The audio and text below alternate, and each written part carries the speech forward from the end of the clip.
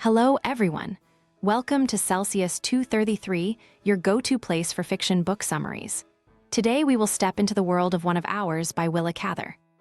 One of Ours is a novel by Willa Cather, published in 1923, set in the early 20th century against the backdrop of World War I. The book follows Claude Wheeler, a young man from Nebraska, whose dissatisfaction with his life on the farm and within his family leads him to search for purpose. Eventually, he finds meaning in military service during the war. Through Claude's journey, Cather explores themes of disillusionment, idealism, and the quest for identity. The novel is notable for its depiction of rural American life and the transformative impact of the war on those who fought in it. The work won the Pulitzer Prize for fiction in 1923. Plot summary: Claude Wheeler wakes early on the family farm in Nebraska, restless as ever.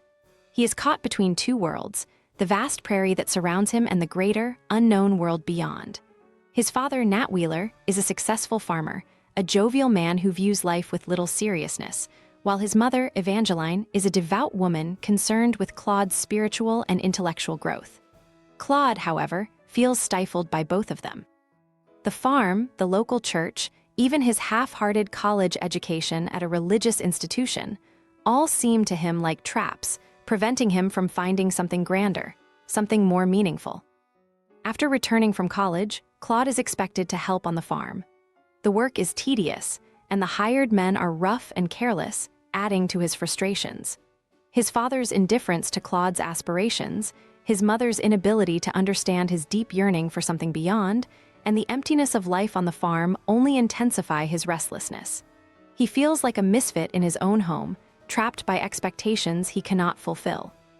Desperate for change, Claude marries Enid Royce, a woman who shares his family's spiritual values but lacks any real emotional connection with him.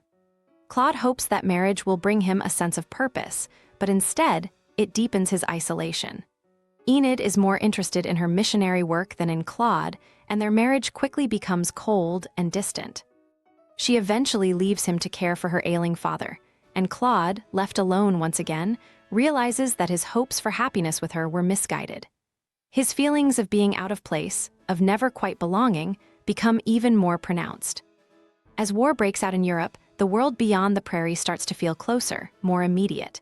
Claude begins reading about the war, and for the first time in his life, he feels a pull towards something larger than himself. The stories of soldiers, of heroism and sacrifice, ignite a spark in him that he cannot ignore. Here, finally, seems to be the purpose he has been searching for. The farm, his family, even Enid, all seem small compared to the scale of the war. Claude enlists, leaving Nebraska and its endless wheat fields behind for the promise of a greater, more meaningful life abroad. Training for the army is Claude's first taste of freedom. In the camaraderie of his fellow soldiers, he finds the connection and sense of belonging that had eluded him back home. Among them, he feels alive in a way he never did in Nebraska. He befriends David Gerhardt, a cultured young musician who shares with Claude a deeper, more reflective understanding of the world. Together, they discuss literature, art, and the war, and for the first time, Claude feels intellectually and emotionally engaged with someone who understands him. This friendship, built in the shadow of war, gives Claude the sense of purpose he has longed for. When Claude finally arrives in France, he is struck by the beauty of the country and the devastation left by the war. The contrast between the peaceful countryside and the destruction of the battlefields leaves a profound mark on him. The war is both horrifying and exhilarating. He feels alive in ways he never could have imagined. In battle, he finds moments of clarity, where life's complexities seem to fall away, leaving only the immediate present. The camaraderie of his unit, the shared dangers and victories, give him a sense of belonging that he had never felt on the farm or in his marriage. But as the war drags on, the brutality of it wears him down. He loses many friends, including David Gerhardt, whose death shakes Claude to his core. The ideals of heroism and glory that once fueled his desire to fight crumble in the face of the relentless violence and suffering he witnesses. Yet, even in the midst of this devastation, Claude feels that he has finally found the life he was meant to live. He is no longer the aimless, restless boy from Nebraska. Here, in the trenches, amidst the chaos and destruction, he has found a kind of peace, a sense of purpose that had eluded him his entire life. Claude's journey ends abruptly. During a minor skirmish, he is killed, his life cut short just as he was beginning to understand it. News of his death reaches his family back in Nebraska, where life continues much as it always has.